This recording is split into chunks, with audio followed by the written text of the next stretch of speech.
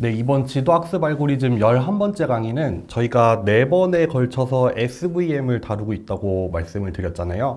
그래서 기억을 해보면은 첫 번째 강의에서는 우리가 SVM에 들어가기 전에 SVM이 기반으로 하고 있는 이론이었던 컨벡스 옵티미제이션, 그거에 대한 이론을 먼저 봤었죠.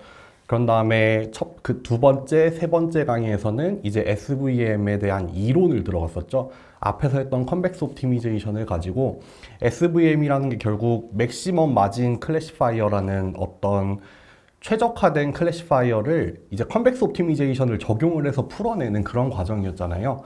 그래서 두 번째 시간에는 이제 하드 SVM이라는 좀 시작하는 모델을 했었죠. 리니얼리 세퍼러블한 경우에 대해서 이제 좀 강한 어떤 강한 가정이지만 이제 그 상황에서 SVM을 먼저 설계를 하는 거를 하고, 이제 그 다음 시간, 세 번째 시간에는 마진을 침범하는 것까지 고려했을 때 SVM을 만드는 방법. 그래서 그런 SVM을 소프트 SVM이라고 불렀었죠. 그렇게 해서 우리는 이제 SVM에 대한 이론은 어느 정도 마무리를 했고, 이제 마지막 네 번째 시간에는 말씀드린 것처럼 피처에 대한 내용과 앞서 강의에서 나왔던 커널에 대해서 좀 설명을 드릴 거예요. 커널에 대해서 설명을 하다 보면 피처에 대한 내용이 나올 거고, 우리가 피처를 통해서 원래 SVM은 이제 선형의 바운더리만 이제 형성을 할 수가 있잖아요.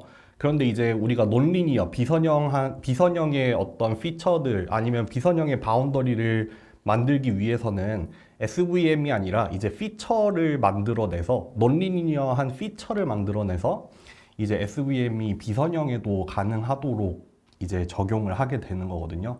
그래서 오늘 강의는 그런 논리니어 피처에 대한 내용, 그걸 통해서 커널이 무엇인지를 좀 살펴보고, 그래서 뭐 커널로서 사용할 수 있는 피처의 조건들, 그런 거를 보고 SVM 내용을 마무리할 것 같습니다.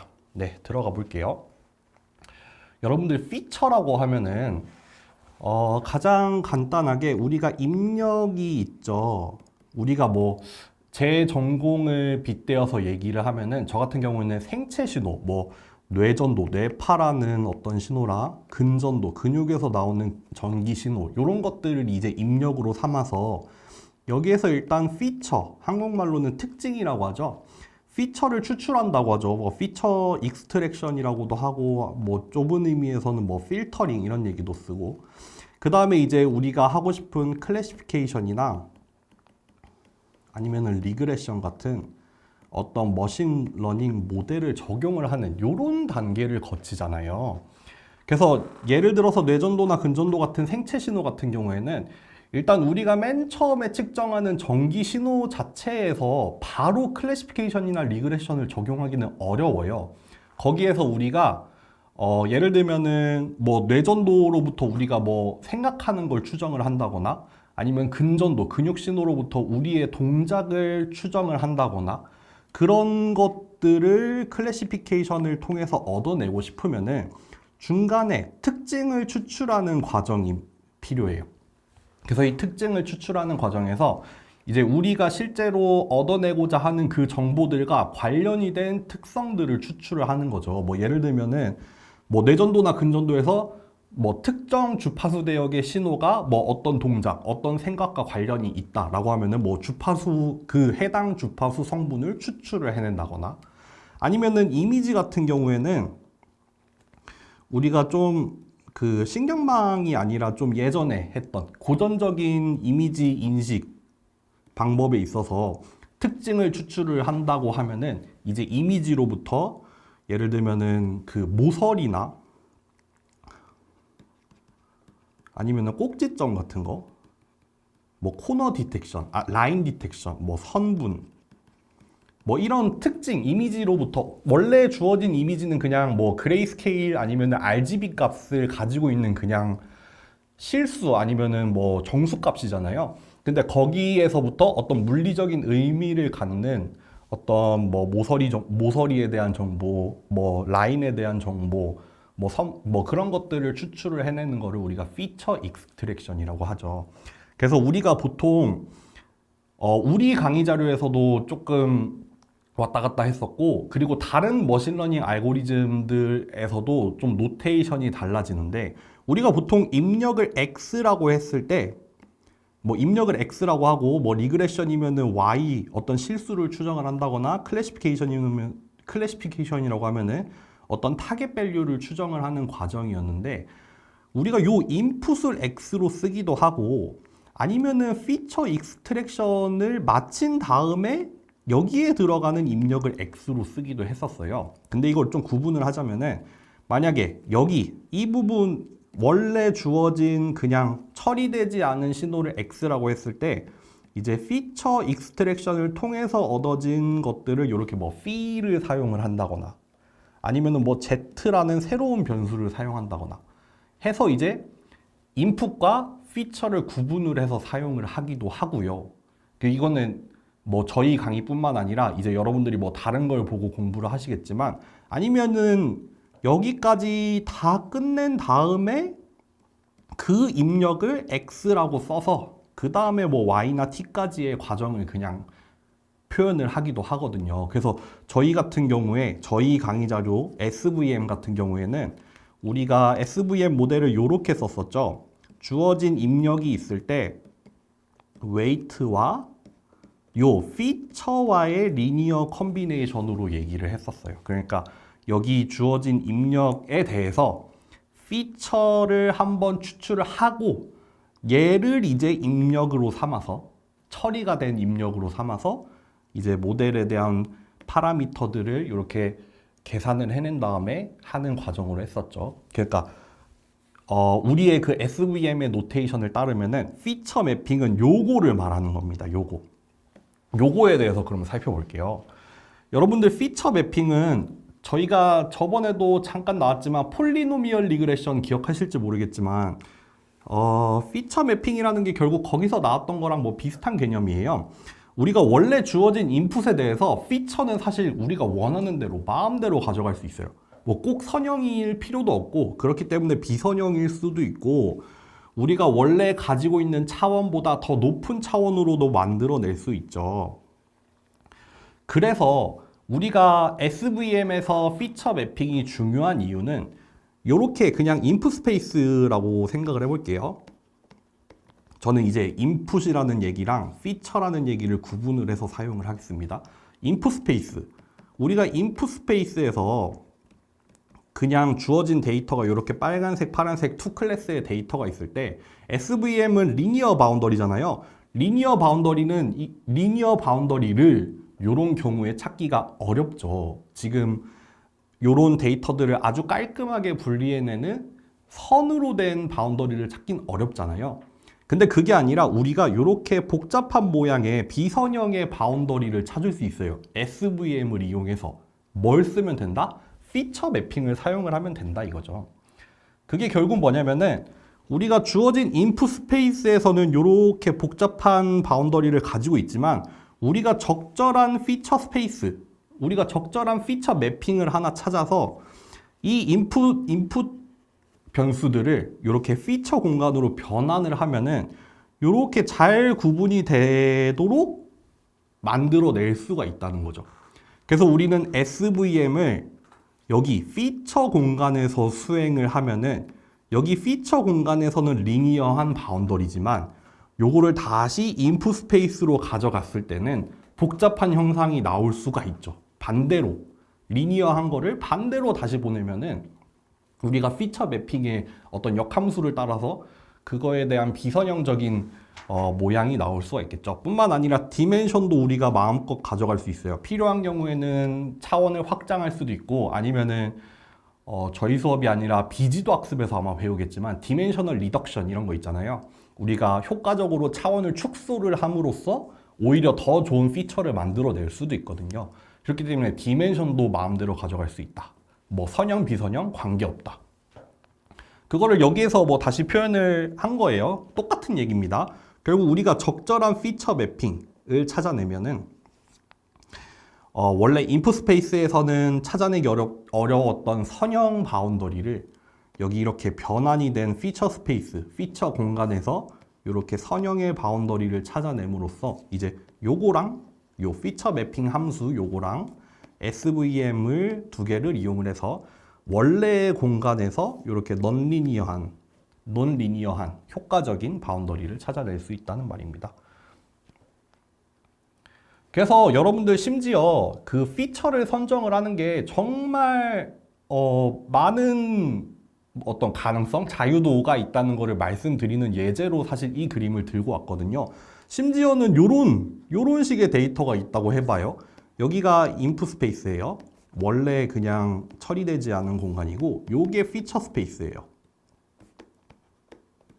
요게 지금 2차원이죠. x1이랑 x2라는 2차원의 인풋을 가지고 제가 이거 잘 기억이 안 나는 것 같은데 아마 요런 식의 우리가 새로운 피처를 이런 식으로 3차원으로 만들어내는데 이제 첫 번째 값의 제곱, 두 개의 곱, 두 번째 값에 대한 제곱 이런 식으로 해서 3차원의 피처 공간을 만든 거예요. 이런 경우에는 지금 여기 인풋 스페이스에서는 뭔가 동심원을 이루고 있는 이런 데이터잖아요. 우리가 이거를 피처 매핑 없이 그냥 구분을 해내려고 하면은 우리가 배웠던 뭐 리니어 클래시피케이션 아니면은 서포트 벡터 머신 이런 거 사용했을 때 이런 형태의 데이터는 구분하기 어렵잖아요. 그쵸? 우리가 보통 리니어 바운더리만 가지고 지금 구분하는 걸 배웠는데 요런 형태는 지금 대응하기가 어렵단 말이에요. 근데 우리가 적절한 피처 매핑을 하나 찾아냈더니 요렇게 우리가 변환을 한 피처 스페이스에서는 빨간색은 빨간색끼리, 파란색은 파란색끼리 잘 모여 있고 우리가 충분히 여기 사이에 어떤 리니어 하이퍼플레인 뭔가 평면을 하나 찾아낼 수 있을 거라고 이미 우리가 눈으로 볼 수 있죠. 그쵸? 그러니까 적절한 피처를 찾아내는 것, 요것만 잘 기억을 하시면 됩니다. 여러분들 아까 말씀드렸던 요런 흐름이 있었죠. 우리가 인풋이 있고 거기에서 피처를 추출을 하고 그래서 이제 머신러닝 알고리즘을 적용하는 요 흐름에 따르면은 결국 우리가 수업에서는 이 머신러닝 알고리즘에 대해서 많이 배웠죠. 주어진 입력과 뭐 출력 값들이 있을 때 그것들을 잘 표현해내는 뭐 리그레션 모델, 클래시피케이션 모델을 찾아내는 것. 그렇지만 사실 우리가 실제로 데이터를 가지고 머신러닝을 수행을 할 때 머신러닝 알고리즘만큼 또 중요한 게 뭐냐면은 피처를 어떻게 선정해야 하느냐예요. 우리가 방금 전에 봤던 그런 예제들만 봐도 충분히 아시겠지만 그러니까 원래 주어진 인풋으로부터 우리가 얻어내고 싶은 어떤 타겟 밸류들이 있을 거 아니에요. 요런 거랑 최대한 연관관계가 높고 그리고 어떤 머신러닝 알고리즘을 사용을 하더라도 좋은 성능을 낼 수 있게 하는 적절한 피처를 선정을 하는 것도 되게 중요한 부분이에요. 그래서 우리가 이런 거를 예전에는 뭐 피처 엔지니어링 그래서 주어진 입력을 가지고 여러 가지 피처들을 계산을 해보고 이제 그거를 가지고 뭐 성능을 구해본다거나 해서 뭐 어떤 피처가 더 좋을지 뭐 판단을 한다거나 아니면은 뭐 저번 시간에 했던 그 뭐 라쏘라든가 이런 거에서 우리가 피처 셀렉션이라는 말도 했었잖아요. 우리가 가능한 여러 개의 피처들을 다 준비를 한 다음에 뭐 그 중에서 어떤 거를 선택을 했을 때 가장 효과가 좋을지 선택을 해내는 그런 방법들도 있었잖아요. 그런 것들을 포함하는 거. 그래서 피처를 뭔가 설계를 한다거나 분석을 한다거나 그래서 선택을 한다거나 그런 것들을 우리가 총칭해서 뭐 피처 엔지니어링, 뭐 특징 공학 이런 얘기를 하거든요. 근데 여러분들 우리 수업이 교시 학습, 지도 학습이잖아요. 근데 지도 학습에서 다루는 고전적인 알고리즘이라고 하면 이제 신경망을 사용하지 않는 알고리즘들 같은 경우에는 이 피처 엔지니어링이 중요해요. 우리가 사실 두 가지의 선택할 수 있는 기회가 있는 거죠. 머신러닝 모델을 선택을 할 수도 있고 우리가 좋은 피처를 선택을 할 수도 있어서 이 두 가지를 잘 조합을 해서 만들어내야 하는 건데 그거를 이제 지도학습에서는 그렇게 한다고 얘기를 해봅시다. 근데 그게 아니라 이제 또 다른 수업에서 다루는 신경망이 있잖아요. 신경망 같은 경우에는 우리가 신경망에 대해서 신경망이 갖는 장점 원래 기존에 있던 지도학습 알고리즘에 비해서 신경망이 갖는 장점으로 우리가 얘기하는 것 중에 하나가 뭐냐면 피처에 대해서 고민이 좀 적다 아니면 없다 이런 얘기도 해요. 예를 들면은 여러분들 요거는 아마 신경망에서 조금 더 자세하게 다룰 텐데 우리가 이미지에 대해서 클래시피케이션 같은 걸 수행을 하는 컨볼루셔널 뉴럴 네트워크라는 게 있잖아요. 요런 거 같은 경우에는 어떤 성질을 가지고 있냐면요. 피처도 학습을 통해서 정할 수가 있어요. 예를 들면 아까 이미지가 주어졌을 때 여기에서 뭐 선이라던가 뭐 꼭지점이라던가 뭐 어떤 형태라던가 이런 것들을 잘 추출을 해내고 그 다음에 이제 뭐 분류를 적용을 한다거나 이런 게 좀 기존의 방법이었다고 하면은 뭐 CNN을 예를 들자면은 이미지가 주어졌을 때 여기까지가 CNN으로 되거든요. 그래서 어떠한 피처를 선택해야 되는지도 CNN 안에서 우리가 학습을 통해서 계산이 돼요. 그러니까 어떤 피처를 사용을 해야 될지를 학습을 통해서 얻어낼 수 있는 그런 어떤 성질이 있거든요. 그렇기 때문에 신경망을 사용을 하는 경우에는 이제 피처도 좀 알고리즘이 자동적으로 선택을 해준다. 그렇기 때문에 지도학습, 기존의 지도학습에서는 피처 자체에 대해서도 고민을 해야 됐지만 신경망을 사용하는 경우에는 좀 그러한 점이 좀 덜어진다는 거. 물론 장단점이 될 수 있죠. 지도학습 같은 경우에는 물론 어렵긴 하지만 그만큼 우리가 조금 더 핸들할 수 있는 부분이 있다고도 말을 할 수 있는 거고, 네, 뭐 그런 식으로도 얘기를 할 수 있을 것 같습니다. 그래서 여러분들 피처 매핑을 그러면 이제 SVM이랑 어떻게 엮이는지를 한번 볼게요. 여러분들 그때 지난 시간에 SVM 모델은 원래 리니어 모델로 시작을 했었는데 요 파라미터가 어떤 꼴이었냐면은 라그랑지 멀티플라이어, 타겟 밸류, 그리고 요 피처 매핑에 대한 요 꼴로 나온 다음에 요렇게 나왔었죠. 그래서 요거 때문에 우리가 전체 샘플에 대해서, 전체 학습 데이터에 대해서 서메이션, 이 시그마가 진행이 되는 게 아니라 서포트 벡터에 한정을 해서 이 서메이션이 일어나게 된다고 했었잖아요. 그게 한 가지였고, 그리고 다른 한 가지는 뭐였어요? 항상 요런 모양을 통해서 계산이 된다고 했었죠. 그러니까 여기에 들어가는 거는 서포트 벡터들이 될 거고 여기에 들어가는 거는 우리가 새로 들어온 인풋이 될 텐데 걔네들이 똑같은 피처 함수, 피처 매핑 함수를 가지고 계산을 한 다음에 두 개 사이에 내적을 계산을 한다고 했어요. 그리고 그거를 우리가 커널이라는 거를 정의를 했었죠. 요거를 간단하게 커널이라는 함수로 표현을 했었어요. 그래서 커널이 어떻게 정의가 됐었냐면은 같은 피처 매핑 함수를 사용을 해서 주어진 두 개의 벡터를 각각 넣은 다음에 계산해낸 거를, 그러면 두 개의 피처가 그러니까 두 개의 피처 벡터가 나오겠죠. 걔네 둘을 내적을 해서 계산을 하는 게 커널이죠. 그래서 커널은 어떻게 보면은 여러분들 이너 프로덕트라는 게 두 벡터 사이에 어떤 얼마나 유사한가 두 개를 서로 프로젝션을 시키는 그런 거였잖아요. 그렇기 때문에 커널 펑션은 간단하게 생각을 해보면은 두 피처 벡터 사이의 시밀러리티, 둘이 얼마나 비슷하냐로 해석이 가능하다는 거죠. 그래서 두 개의 벡터가 비슷하면 비슷할수록 더 큰 값, 두 개의 벡터가 다르면 다를수록 0에 가까워지는 그런 값이 나오겠죠.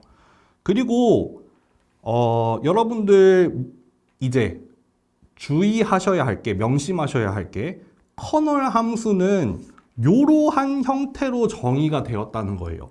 같은 피처 함수를 가지고 서로 다른 두 개의 벡터를 넣어서 이너 프로덕트의 형태로 정의가 가능해야 돼요. 이런 꼴로 표현이 가능한 함수만 커널 함수로 사용을 할 수 있다는 거예요. 여기서 말하는 게 그 내용이거든요.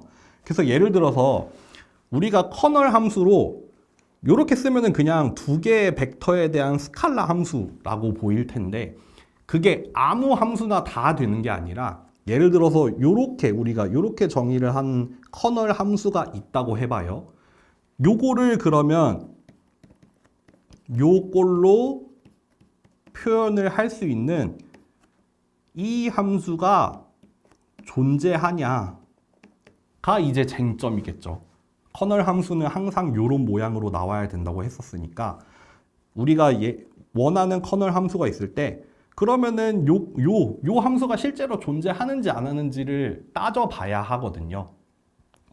그래서 이 경우에는 요러한 피처 함수를 사용을 했을 때가 요러한 피처 함수를 사용을 하면은 그때의 커널이 요렇게 정의가 된다는 얘기를 하는 거예요. 근데 여기서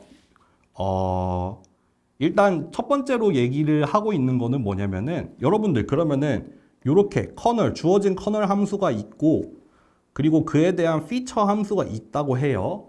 근데 우리가 벡터 두 개가 주어졌을 때 여기 커널 함수를 계산을 하는 게 편할까요? 아니면은 이 피처 매핑을 구한 다음에 그거를 가지고 이너 프로덕트를 해가지고 얘를 구하는 게 더 빠를까요?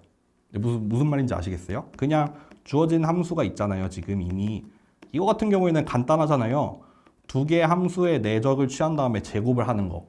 그냥 이렇게 바로 구할 수 있죠. 그게 아니라 요거를 돌아서 갈 수도 있잖아요. 우리가 지금 주어진 피처 매핑에 대해서 각각을 계산을 한 다음에 두 개의 내적을 수행을 하는 거죠. 그걸 통해서 얘를 구할 수 있잖아요. 이게 1번 방법, 여기 돌아가는 게 2번 방법. 1번이랑 2번이랑 비교를 했을 때 1번이 쉽다는 거죠. 1번이 훨씬 간편하죠. 두 개의 벡터 가지고 그냥 이너 프로덕트 구해서 제곱하면 끝이에요.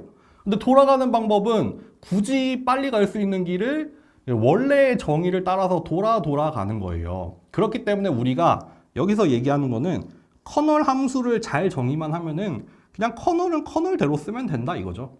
커널이 애초에 뭔가 커널이 태생적으로 뭔가 피처에 대한 이너 프로덕트에서 정의가 돼서 왔잖아요. 거기에서 유도가 돼서 왔었잖아요. 그러니까 태생은 그렇지만 우리가 굳이 그 과정을 따라갈 필요 없이 잘 정의된 커널 함수만 있으면은 그냥 그대로 바로 계산을 하면 된다. 그 얘기가 사실 요 얘기입니다. 근데 그럼에도 불구하고 문제는 뭐냐면 여기 뒷부분부터 먼저 하고 올까요?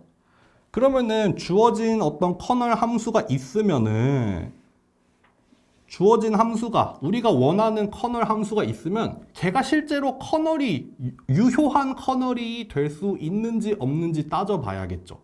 그쵸? 아까도 얘기했듯이 커널 함수가 요 두 개 요런 꼴로 정의가 가능해야 커널 함수로 사용이 가능하잖아요. 그러니까 아무 함수나 쓸 수 있다는 게 아니에요. 요런 모양으로 나올 수 있어야 돼요. 근데 우리가 주어진 임의의 함수가 있을 때 항상 요런 모양을 찾을 수가 있을까요?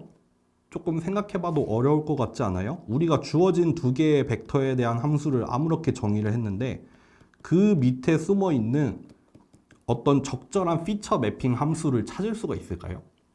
그거는 어렵거든요. 그거는 생각보다 꽤 어려운 일이에요. 그래서 그거를 직접 그냥 커널 함수를 이렇게 쪼개내서 피처 매핑을 찾아내는 그런 방법을 쓰는 게 아니라 조금 우회적인 방법으로 이 주어진 함수가 커널 함수가 될 수 있는지 없는지를 판단하는 방법이 있어요. 그게 이제 여기 나온 멜세 시오렘이라는 건데 요게 뭐냐면은 간단하게 얘기해서 여러분들 우리가 x1부터 xn까지 학습 데이터가 주어지잖아요. 라지 n개의 학습 데이터가 주어졌을 때 이제 두 개씩 뽑아내는 거예요. 전체 n개 중에 두 개씩 짝지을 수 있잖아요. 예를 들어서 1이랑 1, 2부터 1부터 n까지 또 2랑 1, 2랑 2부터 해서 2랑 n까지 해서 n 콤비네이션 이만큼의 경우의 수가 존재하잖아요. 그쵸? 그러면은 그렇게 뽑힌 두 개의 벡터들에 대해서 커널 함수를 전부 다 적용을 해보는 거예요. 전부 다 적용을 해서 나오는 스칼라들을 여기 하나의 매트릭스로 만드는 거예요. n by n 매트릭스로 나오겠죠. 그쵸? i번째, j번째 그 학습 데이터를 커널 함수에 넣어가지고 평가한 값들을 가지고 하나의 행렬을 만들어내는 거예요. 그래서 얘를 우리가 뭐라고 부르냐면은 그램 매트릭스라고 불러요. 그램 매트릭스. 그럼 요거는 만들 수 있겠죠. 주어진 학습 데이터와 우리가 원하는 어떤 후보가 되는 커널 함수가 주어져 있다면은 우리는 이 K 매트릭스를 만들 수 있어요. 그럼 이렇게 만들어낸 K 매트릭스를 가지고 이 매트릭스가 포지티브 세미 데피닛 매트릭스인지를 확인을 하면은 돼요. 그래서 이 행렬이 포지티브 세미 데피닛 매트릭스면 요 커널 함수는 요 후보 함수는 커널 함수가 될 수 있다는 겁니다. 네.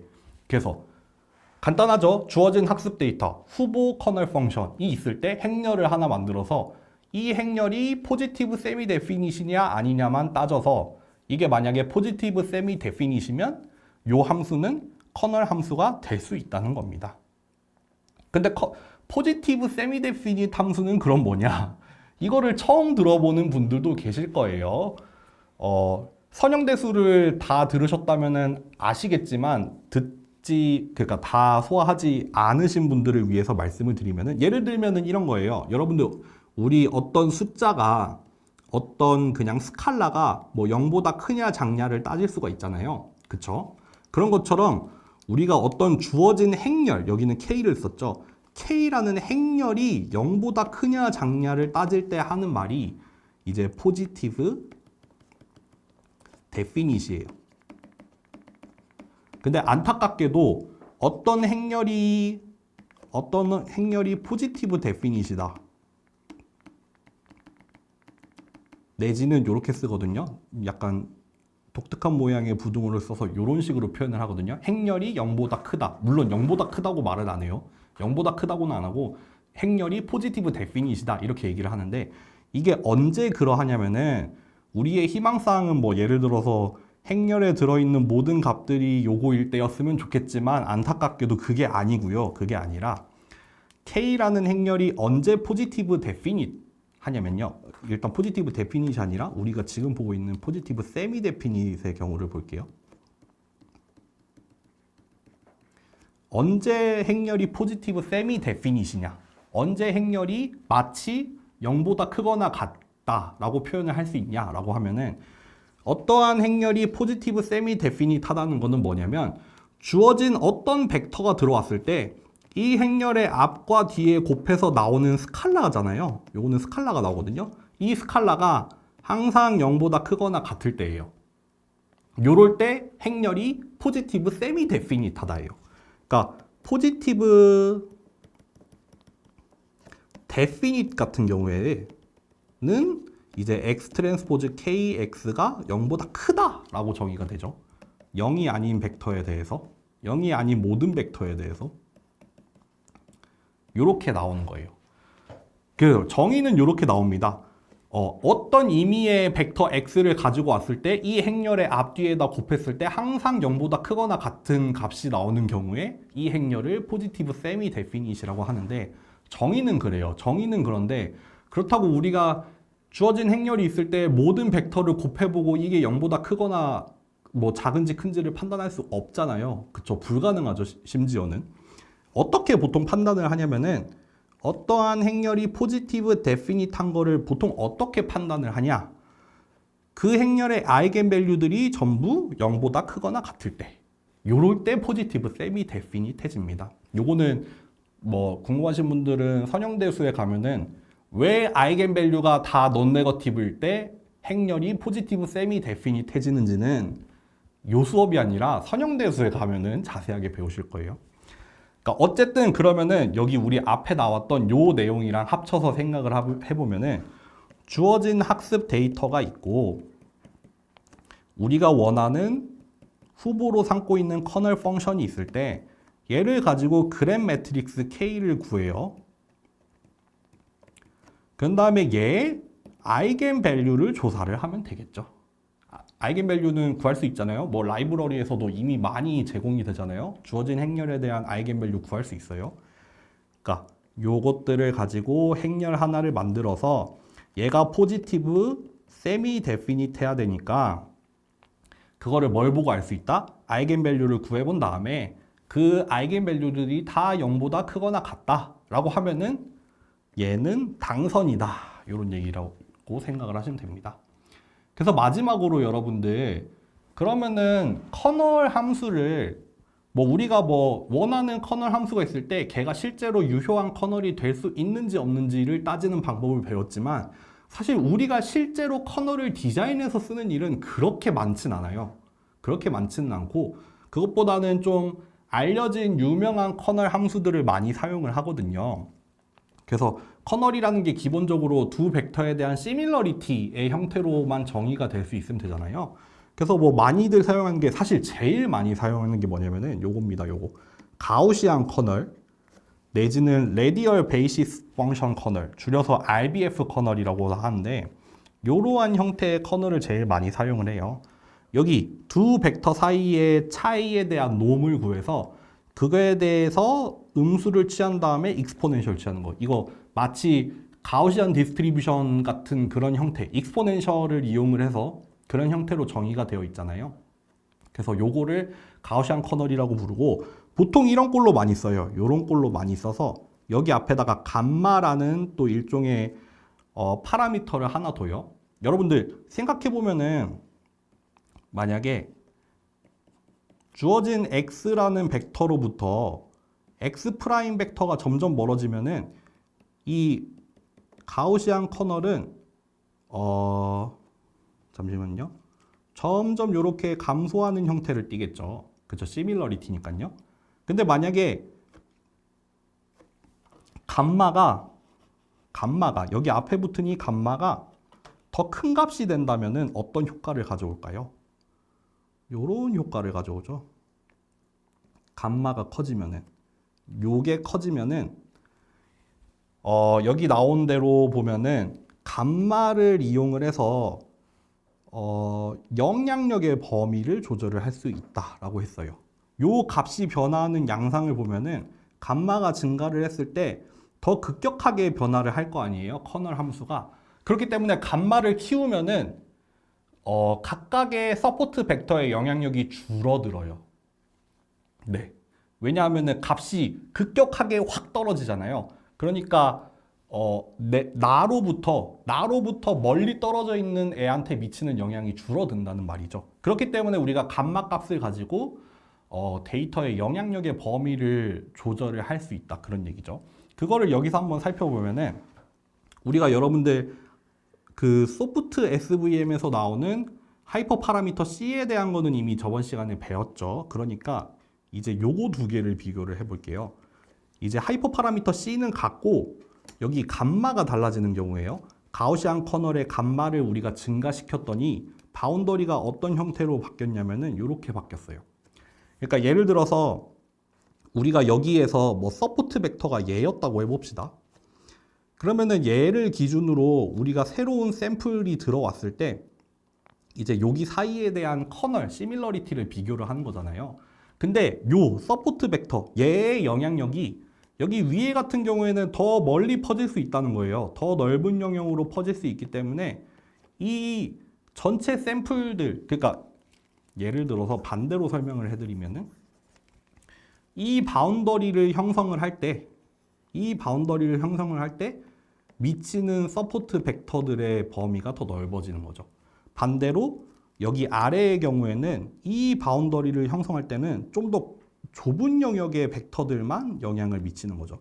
그렇기 때문에 여기 위에서는 좀 더 스무스한 형태의 바운더리가 나오겠죠. 아래의 경우에는 이제 그 주변에 있는 데이터들만을 고려하기 때문에 이제 그 바운더리 형태가 좀 꾸불꾸불해지는 거죠. 그렇기 때문에 요런 식의 차이를 보였다고 이해를 하시면 될 것 같습니다.